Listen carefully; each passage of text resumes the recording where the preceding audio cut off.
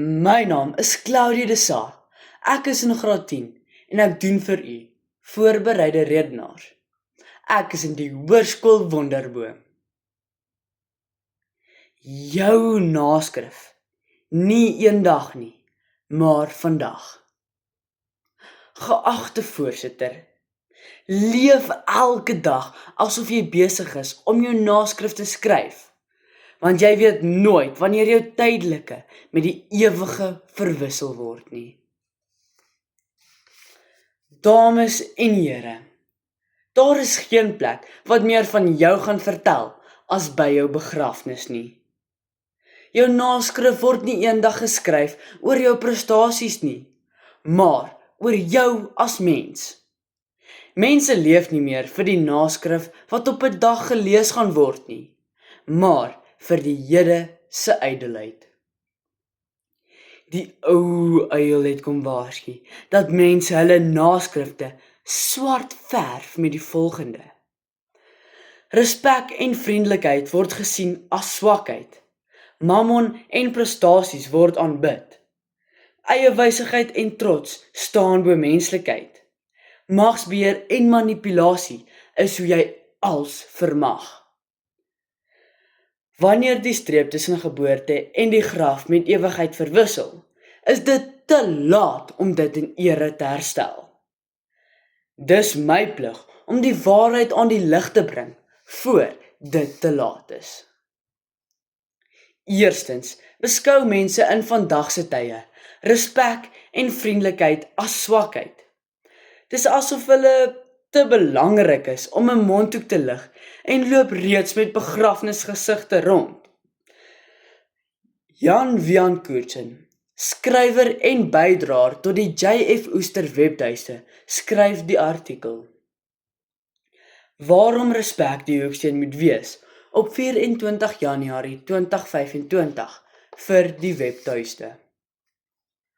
Hy verduidelik dat respek beteken om ander se waardes, gevoelens en menings te erken, en dat vriendelikheid 'n bewuste keuse is wat verhoudings versterk. Courtson sê dat 'n samelewing sonder respek onpersoonlik en hard raak, terwyl respek en vriendelikheid help om vertroue, samewerking en menswaardigheid te bou. Die manier waarop ons ander behandel, wys wie ons regtig is. Ek stem saam, want my pa sê altyd dat niemand moet dink hulle is te belangrik in die lewe nie. Op 'n begrafnis is die belangrikste persoon altyd die een in die kus.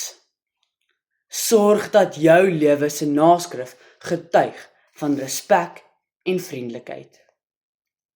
Tweedens, kry ons geldwolwe wat mammon jag en prestasies opraap vir 'n klap op die skouer. My tannie is ook so. Sy boer in Nabot se wingerde, is die bruid op elke troue en die lijk op elke begrafnis. Elke een se dood is vir haar 'n stukkie brood. Kyk wat sê die kenners hieroor.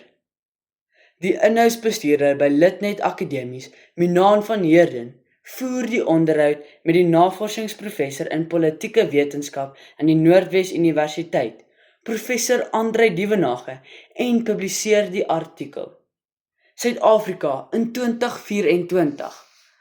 Hoe groot is die krisis? Professor Andrei Dievenage verduidelik hoe 'n samelewing se fokus op magsbehoud en prestasies en selfbelang tot morele en sosiale verval lei. Hy sê, wanneer eie voordeel en sukses belangriker raak as verantwoordelikheid teenoor ander, gemeenskapswaardes verswak en mense se dade geen blywende positiewe nalatenskap laat nie. Volgens Dievenage lê ware waarde nie in status, geld of prestasies nie, maar eerder die bydra wat 'n mens tot ander en die samelewing lewer. Dis iets wat langer voortleef as geld en status. Ek stem saam, want niemand se doodskus het 'n haak aan wat 'n venter sleepwa kan saamsleep nie. 'n Volhoubare naskrif is waar jy skatte in die hemel bymekaar maak en nie op aarde nie. Derdens, lyk die samelewing vir my al te eiewys en trots. Alwetend, Dominees Jannie Pelser skryf die artikel Toekomsvenster, die krag van nederigheid op 11 September 2025 vir Marula Media se webtuiste. Hy sê dat nederigheid begin wanneer 'n mens erken dat jy nie alles weet of kan regkry nie. Dominees Jannie wys daarop dat om te vra, te soek en aan te klop tekens is van afhanklikheid en selfinsig toon, terwyl hoogmoedige mense glo hulle het reeds al die antwoorde, of so dink hulle. Hierdie houding vra dat 'n mens van jou eie troontjie moet afklim en erken dat jy ander nodig het. Ware waarde lê nie daarin om alles self te kan doen of te besit nie, maar om oop te wees vir hulp en ander te dien en met respek en vriendelikheid te leef. So bou jy 'n nalatenskap wat meer werd is as trotse hoogmoed. Ek stem saam, want my ouma het my vertel van die 80-jarige tannie wat by die begrafnisondernemer was om die laaste reëlings vir haar Noorse oorlede man te tref. Haar versoek was eenvoudig. Hy moet kop eerste onderste bo begrawe word. Toe die ondernemer vra hoekom, antwoord sy, want ek weet die Skobbiejak sal nooit vir aanwysings vra nie. En hy lees ook nie handleidings nie. Lees jou naskrif ook kop onderste bo. Laastens is magsbeheer 'n ding wat meer gereeld kop uitsteek, maar dis tyd om sy kop af te kap. Die kliniese sielkundige in die Noordwes, Dr. Melanie de Pre, skryf die artikel Die aard en kenmerke van 'n narcissistiese verhouding op 12 Februarie 2024 vir Afrikaans Zenzielife se webtuiste. Sy sê dat narcissistiese mense wat streef na beheer, het 'n gebrek aan empatie en buit ander uit. Hulle magsbeheer en selfbelang lei nie tot goeie resultate of betekenisvolle verhoudings nie, maar eerder emosionele vervreemding en verskading.